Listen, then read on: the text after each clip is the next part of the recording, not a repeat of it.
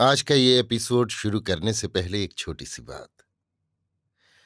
क्या आप भी अपना पॉडकास्ट बनाने की सोच रहे हैं? तो एंकर ट्राई कीजिए। ये पॉडकास्ट बनाने का सबसे आसान तरीका है। नंबर 1, ये फ्री है। नंबर 2, इसमें कई सारे ऐसे टूल्स हैं जो आपको अपने फोन और कंप्यूटर पर रिकॉर्ड और एडिट करने की फैसिलिटी देते हैं। नंबर 3, आप अपने पॉडकास्ट को डिस्ट्रीब्यूट भी कर सकते हैं, जिससे इसे स्पॉटिफाई और दूसरे प्लेटफॉर्म पर सुना जा सके। तो डाउनलोड कीजिए फ्री एंकर ऐप या विजिट कीजिए anchor.fm पर अपना पॉडकास्ट स्टार्ट करने के लिए।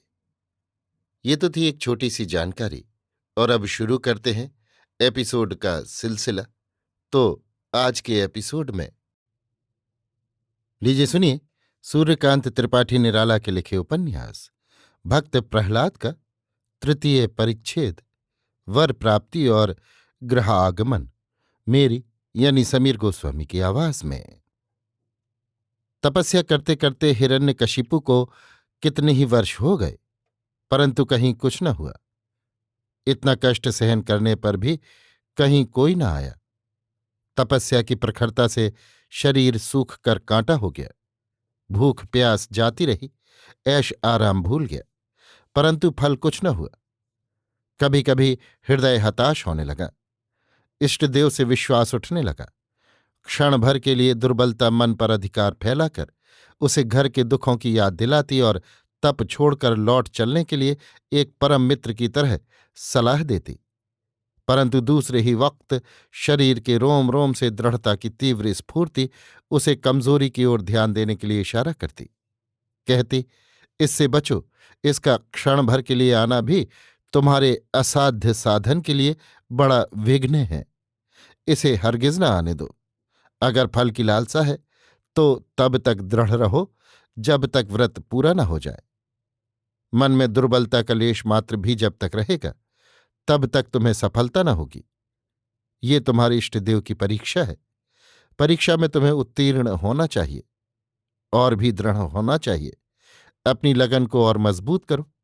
ध्यान एक मुहूर्त के लिए भी जब इष्टदेव के चरणों से विचलित न हो, तुम्हारा मनोरथ तभी पूर्ण होगा। हिरण्यकशिपु पर दृढ़ता की ही विजय होती। वो वीर था, राजा था, विवेचक था। भले बुरे का ज्ञान लेकर ही वो पैदा हुआ था। अंतरात्मा की सच्ची संपत्ति कौन सी है, इसके समझने में उससे गलती नहीं हुई। उसने निश्चय किया कि अब मन में दुर्बलता को कभी उठने भी न दूंगा। उठना तो क्या, मेरे मन में इसका रहना ही मेरी महत्ता का घातक है। उसे बड़ा पश्चाताप हुआ। वो पहले से और भी दृढ़ होकर तपस्या करने लगा। आसन दृढ़ करके प्राणों को साध कर एक चित्त से अपने इष्टदेव ब्रह्मा का ध्यान करने लगा। न उसे ग्रीष्मकाल की कड़ी धूप की परवाह थी, न वर्षा की प्रबल जलधारा की, न शीत के प्रचंड हिम की। वीर एकनिष्ठ होकर एक ही आसन से दीर्घ काल तक बैठा रहा। उसकी अटल तपस्या में बहुत से विघ्न आए।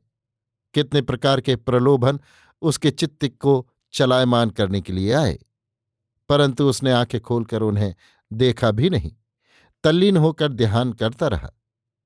उसने निश्चय कर लिया था कि या तो शरीर पात ही हो जाएगा या मेरा मनोरथ ही सिद्ध होगा। हिरण्यकशिपु की उग्र तपस्या को देखकर ब्रह्मा का हृदय विचलित हो उठा। वे और विलंब न कर सके। मंत्र के आकर्षण से उन्हें हिरण्यकशिपु के पास खिंचकर आना ही पड़ा, परंतु उनका हृदय खलबला उठा। भक्त पर कृपा की दृष्टि फेरने के लिए उन्हें उनकी बुद्धि बार बार विवश करने लगी। ब्रह्मा अपने ब्रह्मलोक को छोड़कर जहां हिरण्यकशिपु तपस्या कर रहा था आए और बड़े स्नेहपूर्ण शब्दों में पुकार कर कहा, वत्स हिरण्यकशिपु, तुम्हारी तपस्या आज पूरी हो गई। तुम वर की प्रार्थना करो। हिरण्यकशिपु ने आंखें नहीं खोली। पहले उसे संदेह हुआ कि कहीं कोई अविद्या रूपणी माया मुझे छलने के लिए तो नहीं आई, परंतु हृदय के कान तो ऐसे होते हैं कि वहां कभी किसी तरह के छल की पैठ नहीं होती। वे तुरंत ताड़ जाते हैं कि ये छल है। सत्य की ध्वनि भी वे समझते हैं। उन्होंने हिरण्यकशिपु को विश्वास दिलाया कि ये आवाज किसी दूसरे की नहीं, किंतु तुम्हारे इष्टदेव की ही है। इसमें छल छिद्र नहीं है, ये सत्य है। तुम आंखें खोलकर अपनी इच्छानुसार वर की प्रार्थना करो। हिरण्यकशिपु ने चिरकाल के पश्चात आंखें खोलीं। सामने वेद कमंडलुधारी चतुर्मुख ब्रह्मा विराजमान थे। देखकर हिरण्यकशिपु का जी भर आया, हृदय उमड़ चला, आंखों से आनंद की धारा बह चली। उसने बड़े भक्तिभाव से सिर झुकाकर हाथ जोड़ अपने इष्टदेव को प्रणाम किया और कहा, भगवन, मुझ पर प्रसन्न होकर वर दे रहे हो तो ये वर दो कि मैं अमर हूं। ब्रह्मा की भौहें कुछ कुंचित हो गई, ललाट में सिकुड़न पड़ गई, मुखमंडल पर चिंता की रेखा खिंच गई, स्वर में संकोच आ गया। उन्होंने कुछ हिचकिचाते हुए कहा, वत्स, एक इस वर को छोड़कर और चाहे जिसके लिए प्रार्थना करो, मैं तत्काल उसकी पूर्ति कर दूंगा। अमर वर मेरी शक्ति से बाहर है। ब्रह्मा की बात सुनकर हिरण्यकशिपु को पहले पहल बड़ा आश्चर्य हुआ। उसने सोचा कि जिसके लिए मैंने इतनी मेहनत की उसका तो इन्होंने एक ही बात में अंत कर दिया। अब और कौन सा उपाय है? कुछ देर सोचते रहने के बाद उसे एक चाल सूझी।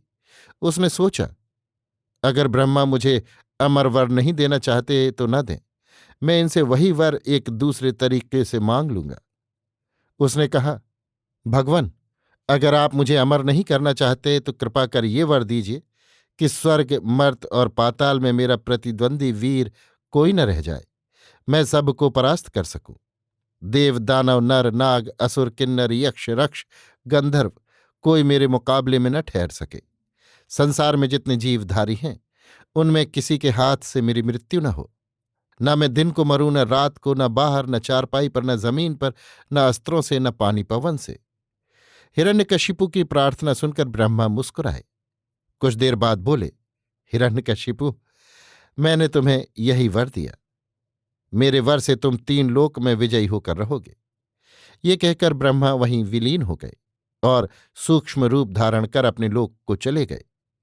ब्रह्मा के चले जाने के बाद हिरण्यकशिपु को अपनी चालाकी की सफलता पर बड़ी प्रसन्नता हुई। उसने कितनी ही बार अपने प्राप्त वर की मन ही मन आवृत्ति की और बहुत खुश हुआ। आंखों में गर्व छा गया, बाहों में उत्तेजना भर गई, मारे आनंद के छाती फूल कर दूनी हो गई। मनोवांछित अमर वर मिलने की उमंग अंग अंग को पुलकित करने लगी। हिरण्यकशिपु जंगल छोड़कर अपनी सुहावनी राजधानी की ओर चला। मन में अनेक प्रकार की अपार वासनाएं उठने और डूबने लगीं। बहुत दिनों से प्रियजनों और परिजनों को देखने की लालसा न जाने कहाँ दबी हुई पड़ी थी, आज एकाएक उमड़कर दिन भर की राह पल भर में तय कराने लगी। किन किन शब्दों से वो अपने वीर योद्धाओं को धन्यवाद देगा, उनकी फेहरिस्त वहीं से मन ही मन तैयार करने लगा। अपनी रानी को चिरकाल बाद जिस सुख संवाद से वो प्रसन्न करना चाहता है उसको अच्छी तरह अतिरंजित करके याद करने लगा। किन किन राज्यों पर घर पहुंचते ही चढ़ाई करनी होगी, कौन कौन से वीर अभी जीतने को रह गए हैं, सब भूली बातों और भूले नामों को सोचकर याद करने लगा। विष्णु से बदला लेने की बात सबसे पहले याद आई। पाए हुए वर पर उसने फिर से विचार किया। देखा तो देवताओं के कोठे में विष्णु भी आ जाते हैं। विजय प्राप्त करने के लिए नामों की जो सूची उसने ब्रह्मा के सामने पेश की थी उसके अनुसार विष्णु तो क्या, ब्रह्मा की अब तक की सृष्टि में ऐसा कोई भी जीव नहीं रह गया था जिसे उसने सोचकर उस सूची में न दर्ज किया हो। अपनी बुद्धि और चतुरता पर चलते ही चलते वो फिर मुस्कुराया। हौसला और बढ़ गया, साथ ही कदम तेज उठने लगे। कुछ दिनों की मंजिल पूरी करके एक दिन वो अपनी राजधानी की सीमा पर आ पहुंचा, परंतु वहां से तपस्या के लिए चलते समय जो शोभा वहां की उसने देखी थी अब वो शोभा नहीं रह गई थी। जैसे प्रचंड तुषारपात से चारों ओर पतझड़ हो गया हो। उसकी जितनी दैत्य प्रजा थी सबके चेहरे उतर रहे थे। किसी की आंखों में वो ज्योति न थी, किसी में वो दृढ़ता न थी। सब के सब मानो किसी विषम शोक से मुरझा रहे थे। मानो कुछ दिन पहले वहां प्लेग जैसी किसी भयानक बीमारी का प्रकोप फैल चुका हो। लोग सांस भी लेते हैं तो रुक रुक कर, आपस में कुछ बातचीत करते हैं तो दबते हृदय से। एक अव्यक्त शंका मानो दिन रात उन पर सवार रहती है। न कहीं नाच है, न रंग है, न रोशनी है, न सजावट है, न कहीं ब्याह होता है, न कहीं जन्मोत्सव। जितने अखाड़े उसने देखे सब पर बहुत दिनों से खाली पड़े रहने के कारण घास उग रही थी। कहीं कसरत करता हुआ भी कोई न मिला। धूप में रखे रहने के कारण मुग्दर जगह जगह से चिटक गए थे। हिरण्यकशिपु को अपनी राजधानी का बाहरी दृश्य देखकर बड़ा दुख हुआ। किसी से कुछ पूछने की भी हिम्मत नहीं पड़ती थी। पहले का सब हर्ष भय में बदल रहा था। धीरे धीरे उसके पैर भी थरथराने लगे, आगे को उठते ही न थे। कुछ देर के लिए वो पेड़ की शीतल छाया में बैठकर अपनी राजधानी की अतीत घटना पर विचार करने लगा, परंतु कल्पना किसी एक परिणाम पर उसे नहीं ले गई। वो कभी कुछ बतलाती, कभी कुछ, और कभी कहते, तुम्हारा सेनापति राजद्रोही निकला, उसने तुम्हारा राज्य छीन लिया। कल्पना में तरह तरह के रंग देखकर हिरण्यकशिपु का मस्तिष्क बिगड़ गया। एक विचित्र ढंग की ज्वाला तमाम शरीर से फूट फूट कर निकलने लगी। उसने बैठे रहने की अपेक्षा अपने किले में चलकर सच्ची घटना मालूम करनी उचित समझी। वहां से विचार करता हुआ वो अपने किले की ओर चला। बाहर से किले को देखकर उसका हृदय दहल गया। नजदीक पहुंचकर उसने देखा किले का फाटक टूटा पड़ा है। संसार विजयी राजा महाराजा, बड़े बड़े वीर भी जिस राह से गुजरने की कभी हिम्मत नहीं करते थे, आज सियार और कुत्ते उसी राह से आते जाते हैं। हिरण्यकशिपु का हृदय इस समय एक बच्चे के हृदय से भी दुर्बल हो रहा था। जिस वीर के आतंक से एक दिन सारी पृथ्वी हिल रही थी, आज अपने हाथों की सवारी हुई राजधानी की ये दशा देखकर वो खुद पग पग पर कांप रहा है। इस समय न उसे अपने वर पाने का ध्यान था, न विष्णु के मारने का। राज्य की दुर्दशा देखकर वो खुद अपने को एक महादुर्दशाग्रस्त भिक्षुक से भी गया बीता सोच रहा है। हिरण्यकशिपु किले के अंदर गया। सबसे पहले वो उस जगह पर पहुंचा जहां उसकी अजेय सेना रहती थी। गारद खाली पड़ी थी, इधर उधर की दीवारें ढह गई थी। चूहों ने कहीं कहीं खोदकर मिट्टी की राशि लगा रखी थी। ऊपर खंभों के दराज में चिमगादड़ों ने अड्डा जमा लिया था। जंगली लताएं जगह जगह से दीवार और छत पर चढ़कर फैली हुई खूब लहलहा रही थीं, मानो हिरण्यकशिपु को देखकर सब उससे मजाक कर रही हों। हंस हंस कर लोटपोट हो रही थीं। चुपचाप वहां से निकलकर हिरण्यकशिपु अपनी अस्त्रशाला में गया। वहां भी यही हाल। अस्त्रों का वहां कहीं नाम भी न था। दो चार टूटी हुई तलवारें इधर उधर पड़ी थीं। एक को उसने उठा लिया और गौर से बड़ी देर तक देखता रहा। देखते ही देखते उसकी आंखों से कई बूंद आंसू टपक पड़े। तलवार के ऊपर की मिट्टी कुछ घुल गई थी। उसी की भाषा में तलवार पर कुछ लिखा था। वो पढ़ने लगा। पढ़कर उस तलवार को छाती से लगाकर वो उच्च स्वर से बच्चे की तरह रोने लगा। एक दिन उसके हाथ से इस तलवार ने संसार पर विजय प्राप्त की थी। कुछ शांत होकर हिरण्यकशिपु अपने रनवास की तरफ चला। किले के फाटक का दृश्य देखकर ही उसे विश्वास हो गया था कि ये चमन उजड़ गया है। प्रवृत्तिवश वो इसकी नष्ट श्री देखने के लिए भीतर आया था। रनवास के गगनचुंबी कंगूरे ढह गए थे। जहां उसकी रानी कयाधु रहा करती थी, आज उस निर्जन भवन में कोई पिशाच निवास कर रही है। एक ओर उलूक दंपत्ति दिखाई दिए। सब कुछ देखकर हिरण्यकशिपु जड़वत निश्चल हो गया। वहां से हिलने की भी शक्ति उसमें न रही। सिर थाम कर एक ओर बैठ कुछ सोचने लगा। सोचने पर भी शांति न मिली और बिना सोचे रहा भी नहीं जाता था। हिरण्यकशिपु की मानसिक अवस्था बड़ी ही संकटापन्न हो रही थी।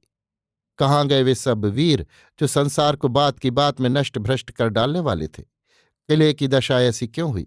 किसने की? क्या सब के सब मर गए? खबर देने के लिए क्या एक भी दैत्य न बचा रहा? और रानी? सोचते सोचते हिरण्यकशिपु को चक्कर आने लगा। एक पग भी चलना दुश्वार हो गया। उसने आंखें बंद कर ली। भीतर भी ज्वाला भभक रही थी। बाहर जो कुछ था वो सब तो जलकर शांत हो गया, परंतु हिरण्यकशिपु का अंतर जल भुनकर राख हो जाने से बच रहा था। इसीलिए आग वहां भी पहुंच चुकी थी, जल रही थी और जला रही थी। हिरण्यकशिपु की प्रकृति मानो उसका सर्वस्व छीनकर उसे सर्वस्व देने का एक खेल कर रही थी। प्रथम सृष्टि को समूल ध्वंस करके उसकी जगह एक नई और विचित्र रचना उसे कर दिखाना चाहती थी। हिरण्यकशिपु को न आंखें बंद करने पर जरा देर विश्राम मिलता था और न खोलने ही पर। आंखें खोलकर उसने सामने से एक वीर को आते हुए देखा। आने वाले के हाथ में तलवार थी, परंतु चाल ढाल में किसी तरह की उद्दंडता न थी, बल्कि उसकी शिथिल गति उसके शोक की सूचना दे रही थी। हिरण्यकशिपु उसे देखकर उठा नहीं, ज्यों का त्यों वहीं बैठा रहा। उसे किसी प्रकार का संदेह भी नहीं हुआ, न हर्ष ही हुआ। शून्य दृष्टि से वो आगंतुक की ओर देखता रहा। उस दृष्टि में न कोई आशा थी, न किसी प्रकार का भय, न किसी प्रकार का दबाव था, न कोई आग्रह। एक पत्थर की मूर्ति पर दर्शक की दृष्टि जिस प्रकार पड़ती है, उसी प्रकार आगंतुक के मुख पर उसकी दृष्टि पड़ी। वो बिल्कुल नजदीक आ गया, परंतु हिरण्यकशिपु ने उसे नहीं पहचाना। उसने हिरण्यकशिपु के पैरों पर अपनी तलवार रख दी और कहा, दैत्यराज, मैं अपराधी हूं, मुझे दंड दीजिए। हिरण्यकशिपु ने एक बार सिर से पैर तक उस युवक को देख उसकी तलवार उठा ली और कहा, ये लो, तुम्हारा दंड हो गया। युवक ने तलवार ले ली। हिरण्यकशिपु उठकर खड़ा हो गया। युवक उसके गले से लिपटकर रोने लगा। हिरण्यकशिपु के भी आंसू नहीं रुके। भरे हुए गले से उसने कहा, सेनापति, दैत्यराज। इससे अधिक और कुछ सेनापति से कहा नहीं गया। कुछ देर तक दोनों मौन रहे। अभी आप सुन रहे थे सूर्यकांत त्रिपाठी निराला के लिखे उपन्यास भक्त प्रहलाद का 3 परिच्छेद, वर प्राप्ति और गृह आगमन, मेरी यानी समीर गोस्वामी की आवाज में।